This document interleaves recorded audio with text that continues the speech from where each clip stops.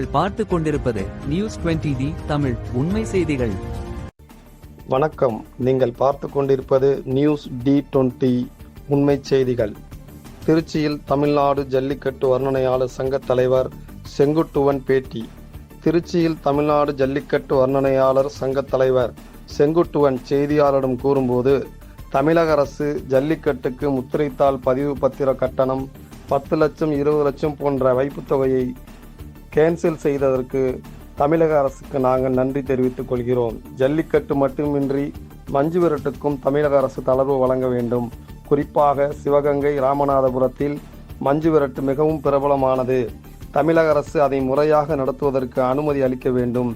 இது குறித்து சங்க தலைவர் செங்குட்டுவன் கொடுத்திருக்காங்க. மாண்புக்கு தமிழ்நாடு முதலமைச்சர் அவர்களுக்கும், துணை முதலமைச்சர் அவர்களுக்கும், அமைச்சர் பெருமக்களுக்கும், சட்டமன்ற உறுப்பினர்களுக்கும் நெஞ்சார்ந்த நன்றி. ஆனால் ரொம்ப நாள் கழிச்சு கொடுத்தாலும் இது நாங்கள் வரவேற்கிறோம்.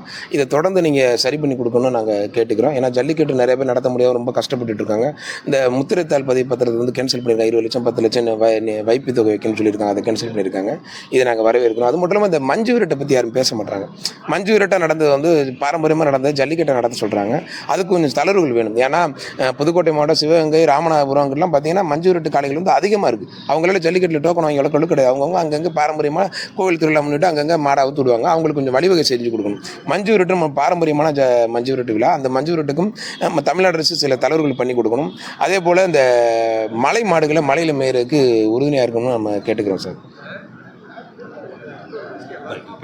செங்குட்டுவன், தமிழ்நாடு ஜல்லிக்கட்டு வர்ணனையாளர் சங்க தலைவர் சார். ஜல்லிக்கட்டு வாடிவாசல் கட்டி பின்னாடி வெளியாக விடுறது சார், அது ஜல்லிக்கட்டு சார். மஞ்சு விரட்டில் ஒரு பொட்டை திடலில் யாருமே இல்லாத இடத்துல ஒரு இடத்துல அவுத்து விடுறது சார்.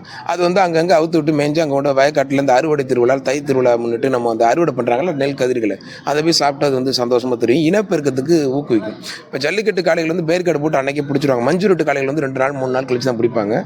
நாட்டின இனப்பெருக்கத்துக்கு அது யூஸ் ஆகும் சார். அதனால நடத்தக்கூடியதான் மஞ்சு விரட்டு. மஞ்சு விரட்டு தான் நம்முடைய பாரம்பரிய திருவிழா. அதுக்கப்புறம் தான் ஏறுதழுவது ஜல்லிக்கட்டு உருவானது. அதுக்கு வந்து வழிவகை செய்யணும். ஏன்னா மஞ்சு விரட்டை பற்றி யாரும் எந்த அமைப்பும் பேச மாட்டாங்க. அதை பற்றி பேசணும்னு நான் கேட்டுக்கிறேன் சார்.